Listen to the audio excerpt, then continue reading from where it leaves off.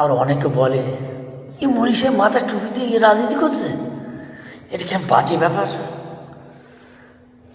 মৌলী সাহেব মাথায় টুপি দিয়ে রাজনীতি করবে এটা তো আল্লাহ বলেছে, তুমি বলার কে? সাধারণ মানুষের রাজনীতি করবে, আর রাজনীতি করে সৌদি আরব সম্পর্কে কিছু বোঝে না, জানে না, যত হারাম কাজ সেগুলো দুনিয়া প্রচার করবে, সেগুলো আইন পাশ করে আনবে। আজকে মৌলী সাহেবরা যদি পার্টি করতো সঠিকভাবে, তাহলে মনে করবি এই দুনিয়ায় হারাম কাজগুলো অন্তত বন্ধ হতো।